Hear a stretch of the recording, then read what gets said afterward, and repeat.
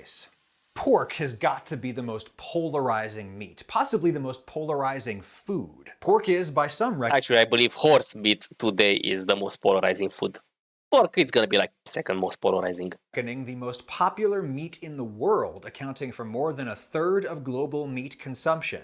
Yet at the same time, about a third of humanity studiously avoids eating pigs. Now, I can't find any hard data on that last point, that's just a guess, but Islam, of course, strictly forbids eating pork. Yep. Hinduism is not wild about pork. It's safe to say that a very large share of humanity thinks that this very popular food is inherently unclean. And why? But nobody knows. To be fair, they aren't wrong to some extent. Why? I mean, you might have a reason for yourself why you regard pork as unclean, but I'm here to tell you that anthropologists and archaeologists and theologians have all been arguing about the historical origins of the pork taboo for a really long time, and there's no clear scholarly consensus on the matter. Or rather, there is a consensus that we really aren't sure where the pork taboo comes from. Yeah, that makes sense. We get very little help from the primary sources. Here in the Torah is where we first see pork taboo codified in Abrahamic religious law. Leviticus and Deuteronomy, both written down somewhere in the first millennium BCE.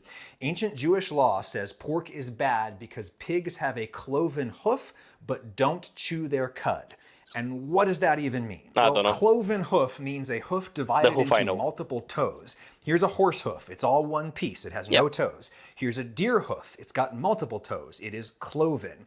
Cows, goats, and sheep all have cloven hoofs. And ancient Israelites had no problem with eating cows and sheep and goats. Why? Because in addition to having a cloven hoof, they also chew their cud. And what does that mean? Well, one of the biggest differences between you and me and goaty here is that goaty can digest grass and other foods comprised primarily of cellulose. Cellulose is this really big sugar that makes up the main structural bulk of most plants, and we simply cannot digest it. It's just fiber. It passes right through us. But ruminants like goaty swallow grass whole. Bacteria in their guts start fermenting or breaking down the cellulose, and then comes the gross part. Goaty barfs up some of that fermented grass and then chews on it to break it down further before swallowing it again. That is what it means for an animal to cheweth the cud. Pigs don't do that. Pig and human digestive systems are very similar. They basically our whole anatomy is pretty similar, the pig and the human. Eat what we eat. That's why you can use some the organs of a pig to replace that of a human. Hopefully I'm not wrong. I know that from an episode from Dr. House. Leviticus and Deuteronomy say pork is bad because pigs have a cloven hoof but don't chew their cud. This book says absolutely nothing about why that is bad, and this book is even less help. The Quran here just says that unless you're starving to death, the flesh of swine is forbidden, along with carrion and blood, but some people find a context clue there. Carrion is rotten meat, usually from an animal that died on its own instead of you slaughtering it. And carrion is particularly likely to harbor dangerous pathogens and toxins. Likewise, blood is particularly likely to harbor pathogens. That said, you can kill them through cooking them, just like you can with any freshly slaughtered animal product. People eat blood all the time, but a lot of people look at this list and naturally assume that the prohibition against pork must have been some kind of ancient health and safety code. This is a theory that gained a lot of traction in the 19th century when scientists first made the link between the parasitic disease trichinosis and the roundworms often found in undercooked pork. Trichinosis was really pervasive in Europe and the Americas in the 19th century, and at that same historical moment, intellectuals in the West were really eager to reconcile religious teaching with their newfound scientific knowledge. And the new understanding of trichinosis imbued a kind of scientific logic into the Old Testament, and that was something that was very attractive to people at the time. But more recent scholarship casts a lot of doubt on the trichinosis theory. The American anthropologist Marvin Harris wrote a very influential book in the 1980s on meat taboos. My contention, he writes, is that there is absolutely nothing exceptional about pork as a source of human disease. All domestic animals are potentially hazardous to human health. That much, That's of true. course, is Salmonella from indisputably chicken. true, and may have been even more true in the ancient world before we had vaccines for things like anthrax. Yeah. Anthrax is a horrible bacterial infection that herd animals like cattle and sheep can pass to humans. There is no evidence at all that trichinosis was particularly pervasive in the ancient Middle East, and there's no evidence that ancient Middle Easterners even knew of its existence. In contrast, there is evidence that ancient people knew about anthrax. Anthrax may have been the fifth plague of Egypt discussed in the book of Exodus here, and Homer may have been talking about anthrax in the Iliad. There's nothing like that for trichinosis, and Harris argues there's a reason for that. Meat parasites cause relatively mild illnesses in people. Most cases are asymptomatic, and the more serious problems can take years to unfold. It's not like a poison that kills you within hours of ingesting it. It would have been really hard for ancient people to make any link between meat and the parasitic diseases that it can sometimes cause. And of course, there's no particular evidence that trichinosis was bad in the Middle East. There's no particular evidence that trichinosis was any worse than any other parasitic disease caused by any other meat. It's simply the case that trichinosis was bad in 19th century Europe and America when this theory was hatched. This is a simple case, Harris argues, of modern people projecting their own experiences onto the lives of ancient people. Yeah. One of the earliest written specific arguments as to why pork is bad comes from the Middle Ages, from Maimonides. Maimonides was a philosopher who bridged the Jewish and Islamic worlds. He was a Sephardic Jewish rabbi in service of an Islamic ruler, Salah ad-Din Yusuf, or Saladin as he's known here in the West. Saladin. Maimonides was Saladin's court physician in Egypt, and here's what he wrote about the pork taboo about 800 years ago.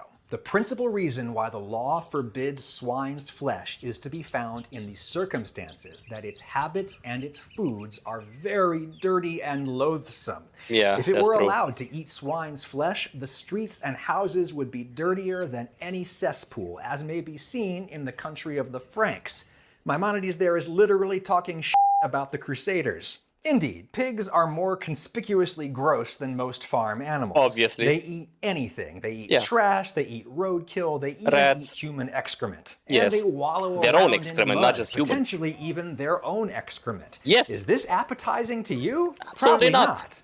But when you taste it, you can ignore the disgusting parts to some degree, But here's the big question. as long as you don't think about them.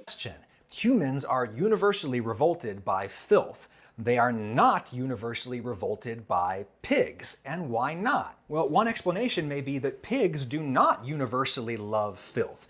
Pigs only resort to filth when we humans leave them no other option. This right here is the theory that Martin Harris finds most persuasive. The ancient Middle East used to have a lot more trees, and when wild or domesticated pigs hang around in forests, they're not Wild nearly boars. as gross. They root around at the base of trees for seeds and nuts and truffles and things that you and I would be happy to eat. And they don't need to wallow in the mud because they have shade. Contrary About the boars. When a pig becomes wild, it turns automatically into a boar, and the herd of boars can tear down forests altogether, and that's why they're always killed on sight. They can destroy entire forests and ecosystems. what the expression sweating like a pig would lead you to believe, pigs have no sweat glands. And they have small lungs, so panting is not a great way for them to shed excess heat. In hot, sunny climates like here in the American South, basically the only way for pigs to get cool is to cover themselves in mud. Given the option, they'll wallow in clean mud, but if they have to, they will wallow in their own excrement. The theory goes that over the course of the Iron Age, population growth in the Middle East resulted in deforestation and desertification. Pigs started to have to wallow to stay cool. Then came urbanization. Thousands and thousands of humans living on top of each other and filling their streets and their city dumps with food scraps and people poo, all of which attracted pigs who were more than happy to make use of those discarded calories. As people in the Middle East increasingly came to see pigs in this new, unflattering context, they started to view pork as inherently unclean. And what's worse, pigs in this context may have come to compete with humans for food. Because remember, pigs can't eat grass. They like the same kinds of foods we eat, like, grains. In, say, ancient Rome, the environment was simply less arid and more rich with food. Pigs and humans didn't compete. Instead, urban pigs cleaned the streets of waste and converted it into delicious protein. That same natural synergy helped make pork the favorite meat of rapidly urbanizing China to this day. Harris argues that in the comparatively arid Middle East, pigs became both gross and uneconomical, a double whammy. The religious prohibitions followed. Pretty persuasive argument, right? But there are counter-arguments. Goats also eat absolutely anything, including poop. Jews and Muslims have no religious opposition at all to eating goat, nor do they have any problem. As you said, they eat grass. They don't eat your own food. Therefore, yeah, it's much easier to take care of a goat. Just put it on a pasture to eat the greens, eat the grass, and then you're gonna be fine. Eating chicken, despite chicken coops being almost as gross as pigsties. And despite chickens not being able to live on grass either. Those chickens are eating grain that I could be eating instead, directly. They're competing with me, but maybe a little bit less than pigs would. Exactly. Some more recent scholarship indicates that chickens may have simply supplanted pork in the Middle Eastern diet because they do what pigs do, only better. This is a 2015 paper from the archaeologist Richard Redding at the University of Michigan. Chicken. He argues that chickens can live in cramped urban spaces, just like pigs. They convert food scraps into protein, just let's not forget they give eggs, another source of food. And unlike the pig, that after you kill the pig, you have to take care of you have to section the food, eat it, and so on. You're gonna run out of food at some point. Eggs are like on a daily basis. It's a constant source of food.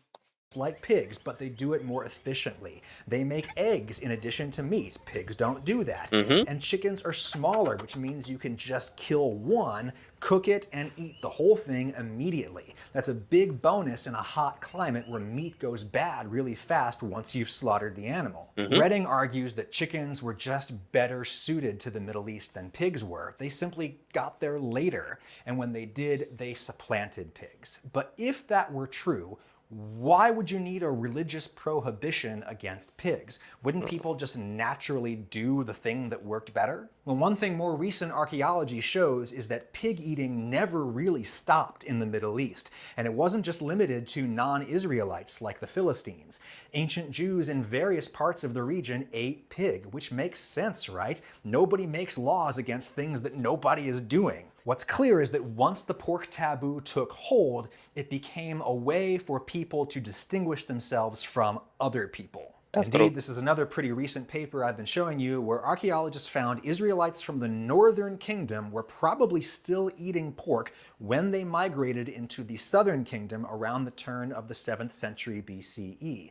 The law we see in the Torah might have been a mechanism of assimilating these northern Jews into the southern culture that eschewed pork. In time, the pork taboo became a way for the Israelites to distinguish themselves from the Romans.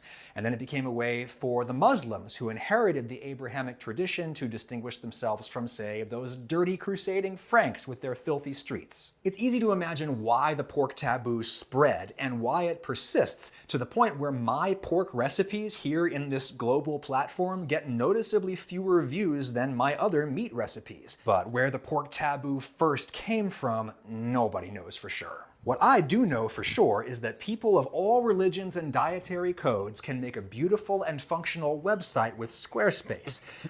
And it's the end of the video. Well, that's been quite nice. Even you some of the things that we even heard some of the things that I said about them being unclean. Yeah, I didn't think about the economics version. Yeah, definitely chicken were more efficient in the Middle East in hotter climates. Yeah, thank you very much for watching. I hope you enjoyed it and see you all next time.